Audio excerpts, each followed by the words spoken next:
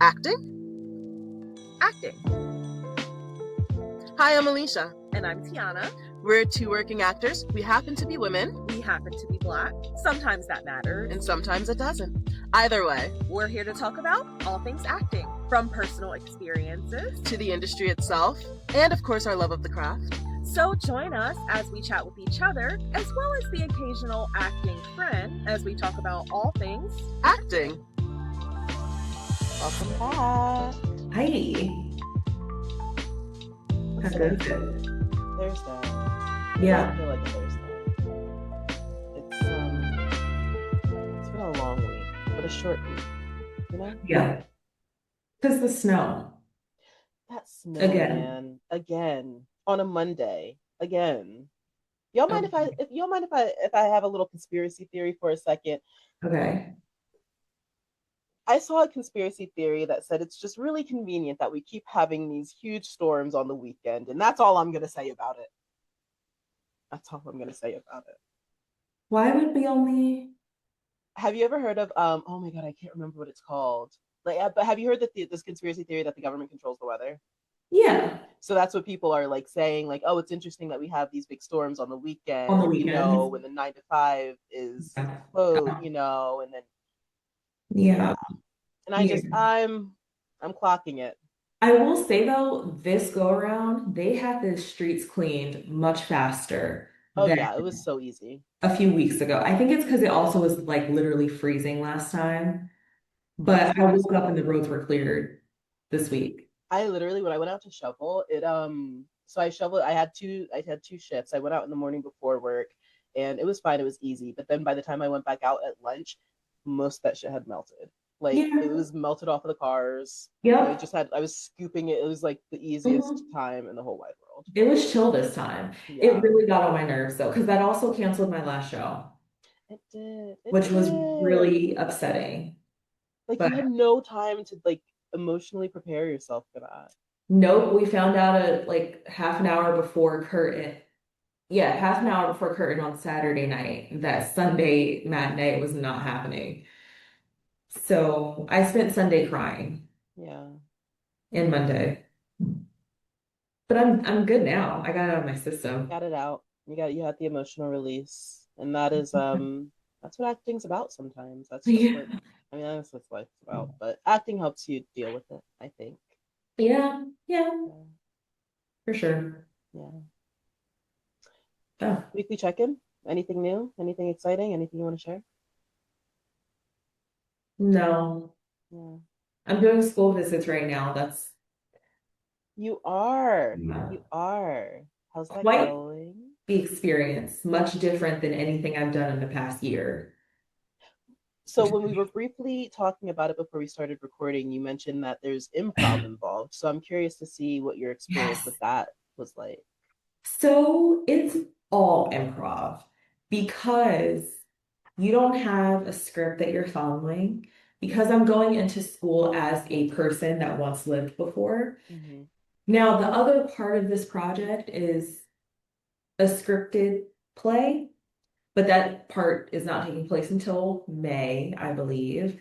But this portion of it is that we go into schools and interact with the students as the people that once lived. So for me, that's Carolyn LeCount.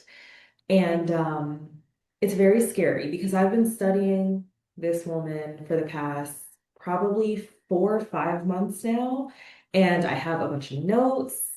I have so many resources that were provided to me from the producer on this project. Mm-hmm. And it's up to me to provide the context with the way that I interact with these kids to them. So it's like I have all this information and it's my job to kind of get that out to them. It's almost like a language. Like you have to know how to speak the language because to be fluent in a language, you have to understand what you're saying within the context of the situation. So like in this scenario, you have to, like you said, take all the knowledge in your head and give them the answer that's most appropriate to whatever they're asking. Yes, because the good thing is though, a lot of it is prompted. So these kids have been studying these people.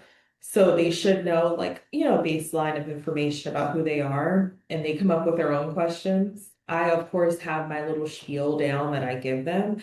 But like one question that I was almost shocked by, they had said, how do you stay so courageous in the face of the different types of pushback that you get? Because Carolyn LeCount was an advocate for social justice in the 1860s.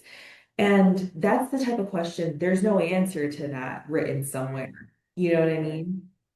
So it's not like I can tell you her words. So I have to kind of, sift through all the information in my head and give the best version of that answer that I think that she would give based on everything that I've studied. So that's been the scariest part for me. Yeah, but that's also like character analysis because it's like Yes. you have to think about, so like you said, there's no written prompt, there's no answer like, oh, these are this verbatim was what she said.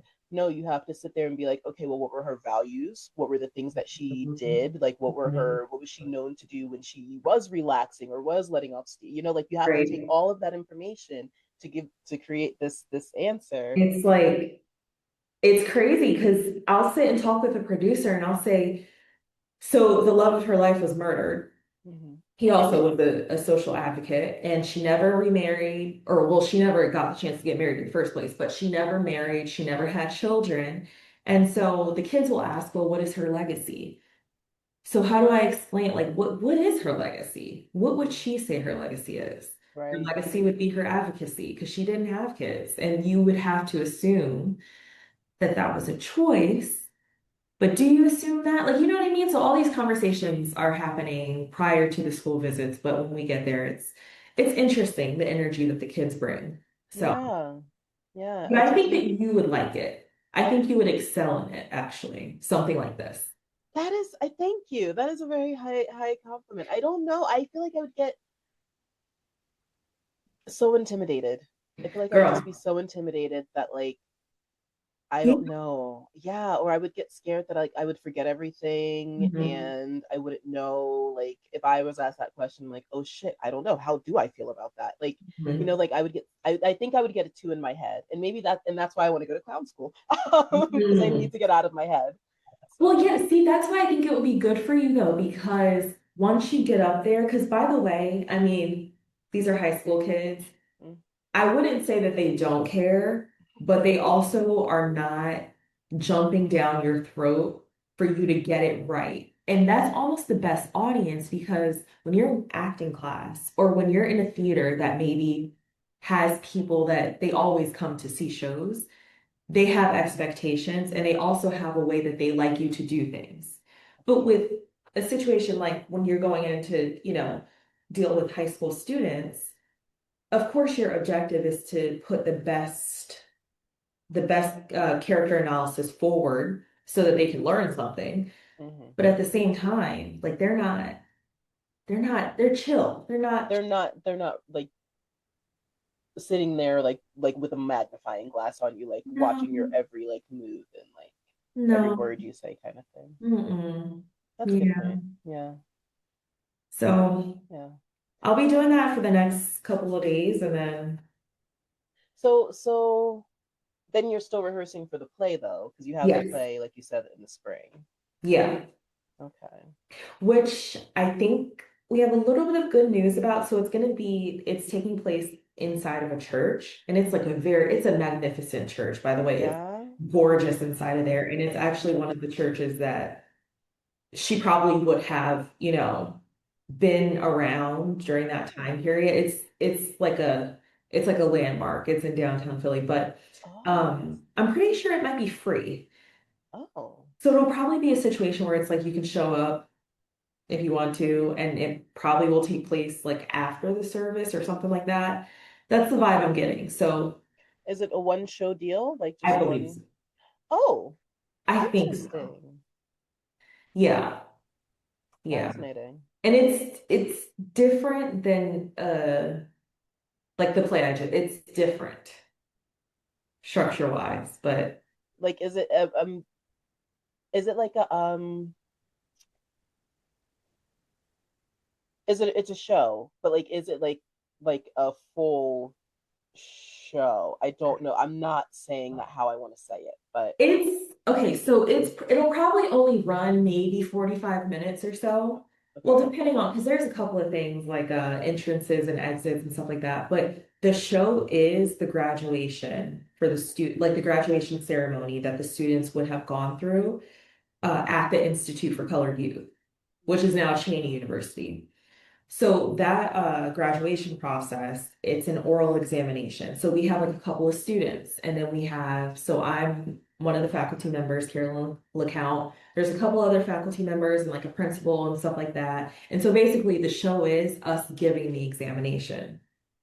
So the students have most of the lines anyway. I don't really do much, which is kind of cool, but that's the show. Okay. It would be to replicate what that ceremony would have been, what they would have gone through Yeah. back then, way back then. I feel So, like it's gonna be a really neat experience. Like it's a very unique experience actually. mhm. Like, it's like just not like you said, it's not typical. I really am gunning for them to, someone needs to create a film about Yeah. these folks. I mean, it's so fascinating because it's in Happy Black History Month. It's the last week of Black History Month, and I just think it's like it's a beautiful reminder because my uncle, who has an interesting views, but he's very pro-black, and his big thing is like we need to stop as a community focusing on the negatives in our history so much, and I don't disagree with him. Mhm. I don't think we should ignore it and act like it didn't exist, but I don't disagree, and I think things like this Mhm. do need to be celebrated, and we do need to remind ourselves that hey, we did have a place here, we do have a place here, and like yeah, bad things happen and bad things have happened and continue to happen, but Mhm. we've also always managed to find a way to be a community and be a part of community. I agree with that actually. Like the older I get, the more that's my sentiment. I think we're a little unbalanced in the Mm-hmm. type of content. Yes, unbalanced. That is a very good way to put it. It's like it's too much of the negative stuff and not enough of, because by the way, they were happening simultaneously. They were happening Exactly. because even Exactly. but Carolyn LeCount, she like there was a couple of lines mentioned in like one of the papers that I read or whatever that she was too young to remember some of the mob attacks that were happening in that specific area, but they Mm-hmm. were happening like every couple years. But then also like then you learn about this thriving couple of streets where it's like this entire community, almost like Tulsa, but Right. before Tulsa. And so it's like it's important to get the full story because there were terrible things happening. And Cato, her fiance, was murdered. Mm. And but And that was the reality, but it wasn't the only reality. yeah, it's Yeah. so it's I agree with that. I think there needs to be more of a you know what? Just read. Everybody just go read a book. Like that's And it comes all around. It comes back around. Yes. Uh-huh. Yeah. Pick anyway. up a book. But okay, I'm so glad it's going well. I really hope I have an opportunity to see it in the spring just because I do think that is that's it's really important. I think it's important. Yeah. Oh, nice, nice. So what are we talking about this week? All right, I'm not gonna lie to you. I didn't write it down on the sticky note. So but I'm down with whatever it is. Okay. Um, I pulled up the so sticky note and didn't write it down. I'm sorry. let's see. Let's start with we'll do the psychology and acting. What did you? The psychology behind acting, Psychology behind acting. and just kind of Well, yeah.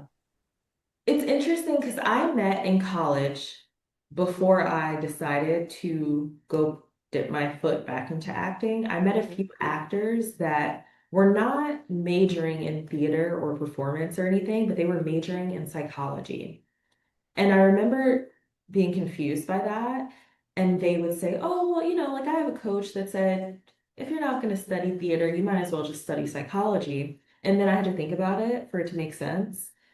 Because obviously, you should probably understand how people interact. on some level, and why Yeah. they feel the way that they feel. Because I think psychology probably has a lot to do with the characterization that you do as your homework before you get on set or before you get on stage. Hmm. And that'll help you justify your motive or identify an obstacle or something like that.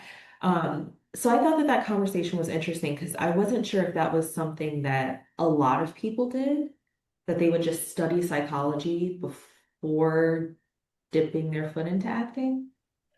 That's a good, I mean, it makes sense. It makes total and complete sense. And I want to ask our audience, like, if you have studied psychology, if you know psychology and like you're an actor or you're interested in acting, like, did you study psychology with the intention of acting, or like what was, because that is a good point. And it does, so I majored in psychology. I have my bachelor's degree is in psychology, and Mhm. I didn't get it with the intention of being an actor, but I do find Mhm. myself using a lot of the tools, Mhm. that I learned over the years of my studies. And like you said, and just, it's because acting, you have to understand human nature and you have to understand Right. human patterns and behavior. And psychology, it just, I mean, that's literally what the entire field is dedicated Mhm. to. So I do find myself just kind of relying on that knowledge. So I am curious to see if other people have had a similar experience. What's interesting? One specific moment I remember using knowledge of psychology Mhm. in class specifically was I was playing a role. I think it was the scene that we're going to shoot soon, where I was like the boss. Yeah. And I remember consciously deciding that I wasn't going to move, like physically, even though I'm sitting down, like I wasn't going to move in my chair or I wasn't going to whatever, Hmm. because I wanted to preserve the power that I had in that dynamic. Yeah. But that all goes back to like when you're interacting with someone, sometimes, or what is the thing where it's like, you have the power in the conversation when when you speak as little as possible and you move as little as possible and maintain direct eye contact. That actually might have come directly from the 48 Laws of Power, It probably which did. would make a lot of sense because that was the Pretty much. inspiration. Yeah. Yeah. Um, but yeah, no, but that's all psychology though. And Right. that's like the Right. Yeah. perception that a lot of people will have, that if you're shifty, then like you have to be aware of the fact that if you're shifty on camera, that has to be a decision.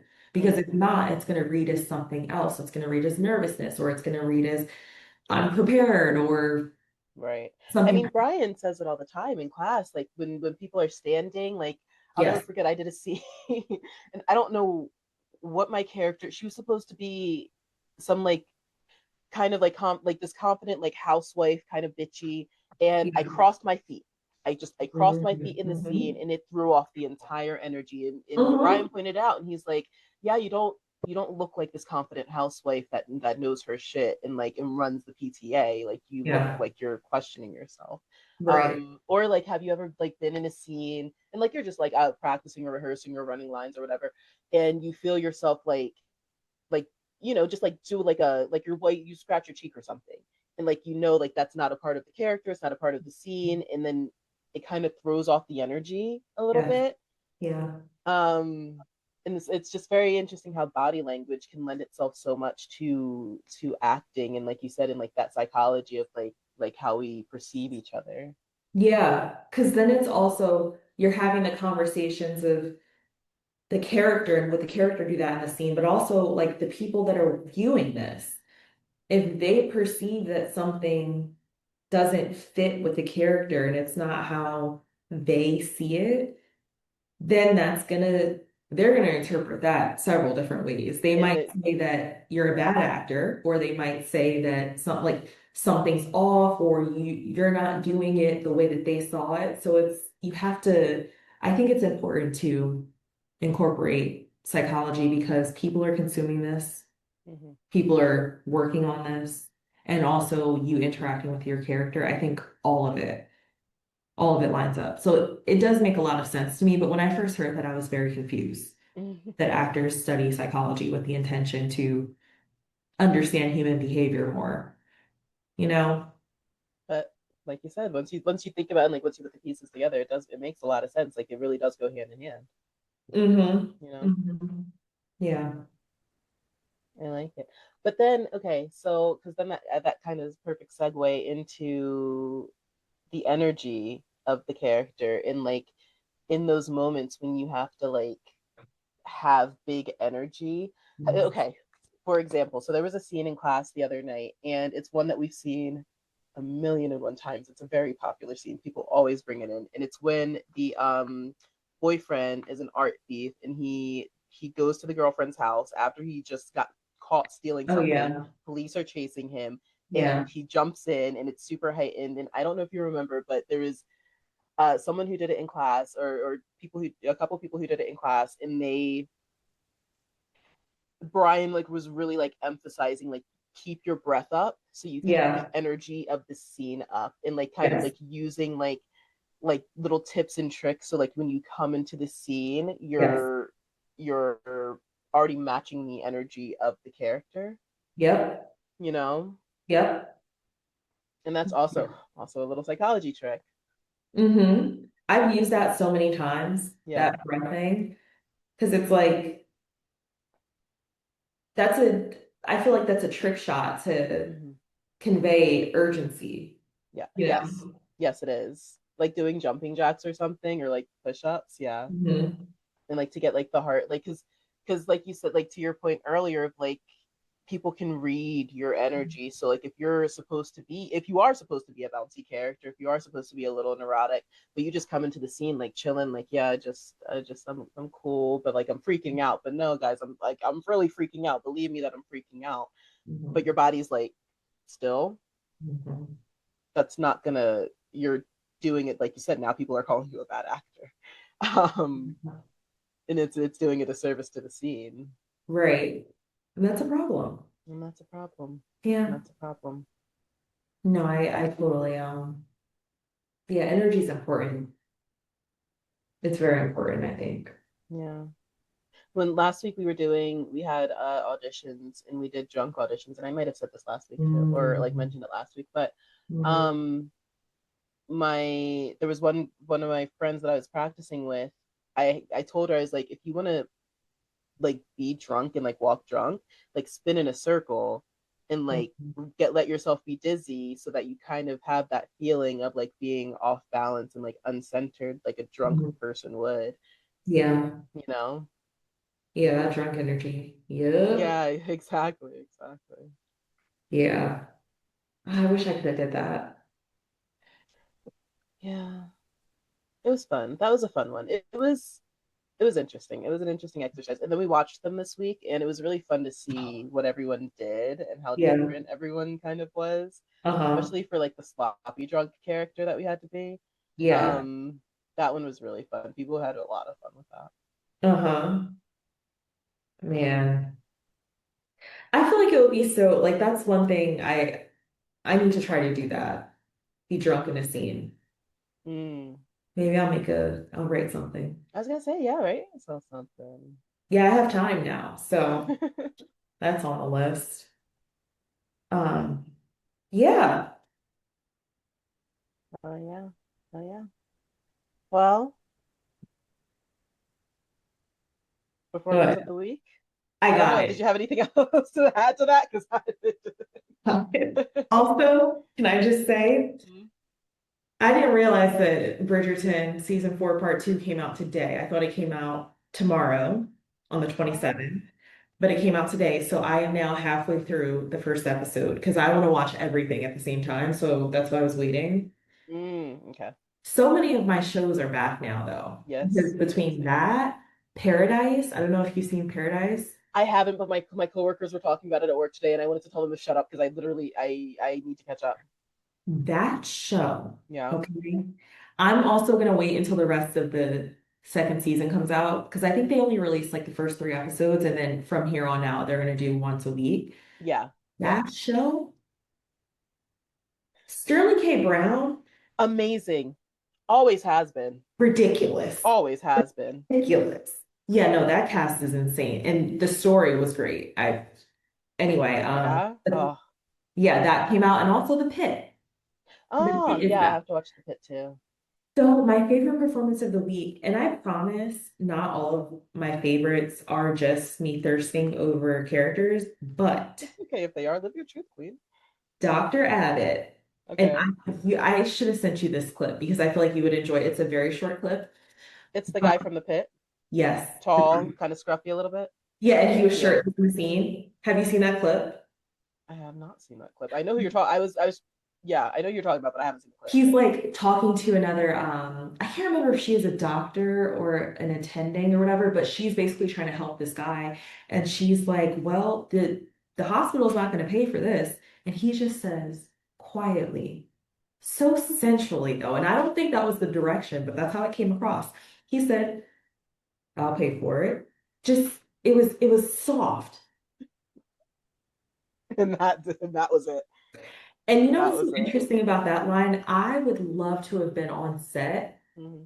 with the script while they filmed that because I can bet it wasn't supposed to come across the way that we're all taking it Hmm. in the best way possible. Like it's amazing Yeah. how saying a line so softly has like has everyone in a panic and completely changed my view on that character because I don't think he was really in season one like that. So yeah, Interesting. in Okay. season. Okay. I In mean, but season. that's like the actor making such a strong choice. And I mean, our coach says it all the time. Like you Yeah, have to like when you make a choice, like know that it is going to affect. Like it's like literally yeah, domino effect. It's going to literally. and Because now it's like, now we're like, okay, are they about to hook up or something? Not in a cheesy way, but mhm. it's just because it was like a throwaway line. So for him, so now it's like, okay, let's go into the character. Like, why is he saying that? Why is he throwing away the fact that he'll pay for it? Because that's not the norm. Mhm. But then he's offering so like matter of factly, but then he also said it so softly that it shows that he cares for like so much happened Right. with just those few words. Mhm. Fantastic. Ridiculous. That's a really good show too. The Pit. Yeah. I need to get on. I know people were loving the first season. My coworkers, again, they were talking about that one too. And I think my manager, he said, it's a little bit of a slower start this season, but he See, The Pit is one show that I don't binge watch. I okay. have to take that one episode at a time. Really? Yeah, it's not, Why? it's because it's so uh real, I guess would be the word for it, because it's not Mm-hmm. unnecessarily gritty. Mm-hmm. But also, it is set up, at least season one, where it was one episode is 1 hour. So the whole season is just one shift. It's not even a Oh, full day. It's one, I think it's maybe 15 episodes or something. So it's one shift. oh, okay, wow. So it's like, it's giving you a lot. Interesting. And that's all And it supposed to be gives happening you, on one night. right. It gives it to you very well, but it is a lot of, I mean, it's a medical show.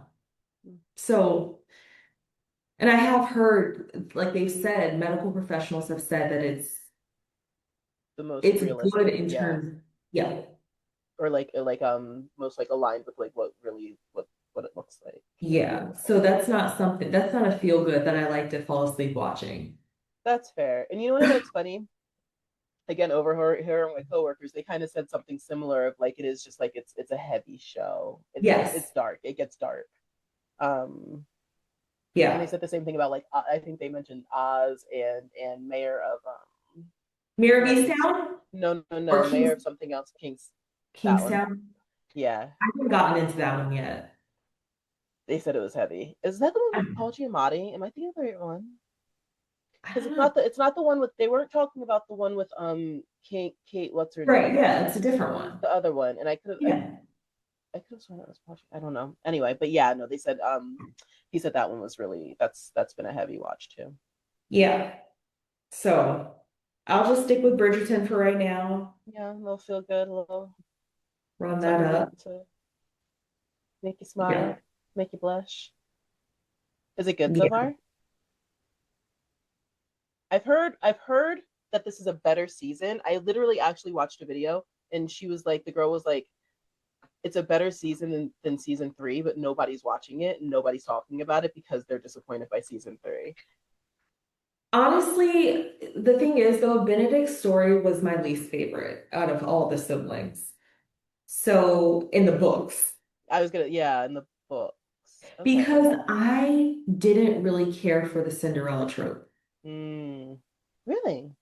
I didn't care for it. So Okay. Have you ever been a Cinderella girl? Like just this the yeah, story in general, or like yeah. specifically like the way it was done in Bridgerton? No, I like, you know what it is? You just get so attached to the titles because Mm, the first few or first couple, because I think with the books, Benedict comes before mm-hmm. what's his name? Colin. Collins, yeah. But it's like we're okay, so we have the set rules of you're marrying within a certain class of people. Mm-hmm. And by the time we get to Benedict, it's like, psych. So Oh, it yeah. kind We've of, already kind of it's already yeah. I see what you're saying. I don't know, it's something about that story I didn't really care for, but no, it's good. Well, we'll see if you like the show better. Maybe this show will do it justice in a I way am that like liking, and makes sense. I'm loving the lead actress Really so far. I'm literally only 30 minutes in, but I'm already loving her. good, I'm good. already, Okay, yeah. that makes it. Because I, how do you feel about Benedict as a character? Like, it's like out of the characters, do you enjoy his character? He's actually my favorite on the show. He's my Yeah. favorite brother. Okay. Valid. I Yeah. mean, yeah, valid. Yeah. But yeah, no, I like him. They definitely did something different with his character about him exploring because Oh, being bisexual. but even like all of his antics, like he wasn't that bad in the books, I would say. Or maybe it's just He ended up. because they didn't really go into too much detail, but I like where they were doing with his character. Yeah. It was So, interesting. Yeah, it was. It feels like, I mean, because they kind of did it with Anthony too, like the red herring of who you thought his, like, because he had the girlfriend in the first season, mhm. and they kind of did that with Benedict because he had that relationship with the divorced woman, and then he Yep. had the relationship with the Parisian, the seamstress, like like so they kind of like dotted scattered his Yeah. relation, so you're never quite Honestly, sure. unfortunately, I'm really watching because of Lord Anderson and Violet. That's who I'm Really? standing this season. I want them to get married. I feel like they would. I feel like they. I think they should have their own like. They need like. Yeah. I need a. I need a Queen Charlotte type show Yeah. for Lady Bridgerton, but I need. I want to see both relationships. I want to see Okay. her when she was with Edward. Is his name Edmund, Edmund? I don't remember actually. Something when she was Yeah. with their father, because I think Yeah. that was they clearly had a very passionate love. Their children always talked about their love, and Hmm. then seeing how like an intimate relationship like with what's the character's name, Anderson, Lord Anderson. Lord Anderson, Yeah. and like seeing how like because I think it is possible to have deep love with more than one person in one Yeah, lifetime, and sure. I think that Yeah. would be a really interesting story, like maybe seeing it like interwoven. um yeah, just a thought. I'm far more interested in their love story than Yeah, Benedict and Sophie. Or so is that her name? I don't. I think so, Sorry. right? That sounds right. Yeah. But I think It- that would be interesting. Yeah, but the act I love the actors though. the one who plays It- Violet Bridgerton. no, that play well Oh, yeah, the yeah. Benedict and Sophie. yeah. I think that's her name. I'm fairly certain that's her name. Hmm. Yeah. So we shall see. And also, I don't know if I'm ready to see who dies. Someone's definitely gonna die. Well, I heard people saying it was the king. Like they think it's gonna be the king. There's several because the king is the he actually dies in history, I think, around that time. Yeah. In the books, what's his name dies? Francesca's husband. He dies in the books. So it could be Might. him. Yeah. And then there's a random theory about Lady Danbury, that she might die. Hmm. I'll riot. If it's her, I actually will I riot. feel I like want that's like taking one of the main characters in the story away. Like they can't do that. she's one of my favorite characters. She keeps I everyone oh, grounded. She I talks love sense into her. people. She's necessary. She's the voice of the audience. They can't kill her. They won't kill her. They won't. They Yeah. can't. No, it'd be a crime against humanity. Hmm. So we'll see. So that I'll be sure to note down, what performance I like the most. It's gonna be Lord Anderson again. You already know. You already know. Yeah. Yeah, yeah. So we'll see what I have to say next week. Okay, I'm excited. I'm excited for the update because I probably will not be watching it anytime soon. So yeah, Yeah. yeah. What have you been watching? What's your performance of the week? I've been watching Tell Me Lies, Okay. and that show has been like I don't even know. But I love the main character, Lucy. Oh, she's a Mhm. terrible person. I mean, they're all terrible people. Yeah. But like she is like that's my bitch for real, for real. Okay. She's gorgeous, makes terrible decisions, but I understand her and I love how the actress is playing her Okay. because so the premise is everybody's a liar and that's it. They just the drama that's created around their lies that build upon each other. And really Mhm. we're not going to get into it. There's one character who's really the eye of the storm. He influences everyone to be the worst version of themselves. Okay. But that's neither here nor there. So there's Lucy, and I feel like a lot of it, she's a very manipulative character. Like right Okay. now, I've just finished season one, and she's all but manipulated this man into being her boyfriend. Hmm. But he's manipulative too. Like I don't want to make it seem like she's the problem when really he's the problem, and she's just Hmm. reacting to him being the problem. Hmm. But there was a specific scene where he had recently broken up with his girlfriend, his long-term Hmm. girlfriend, like, you know, because he cheated, she got mad.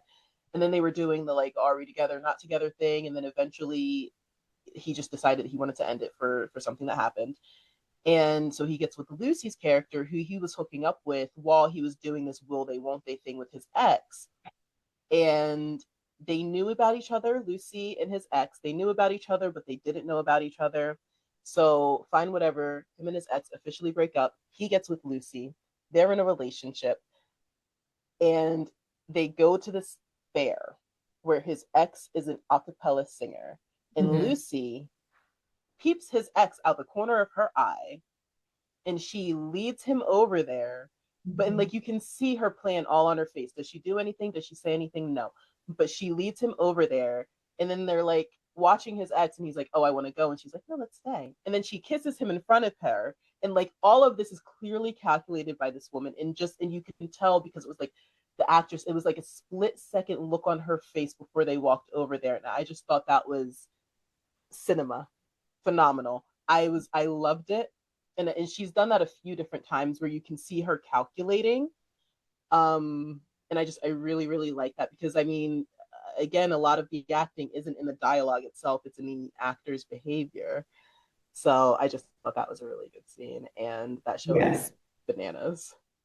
I got my first clip for that, like on Instagram, like the other day. I was like, Yeah. oh, I've never gotten a, like a reel or whatever. And I was like, okay, let me get this a little bit. It'll go on the list.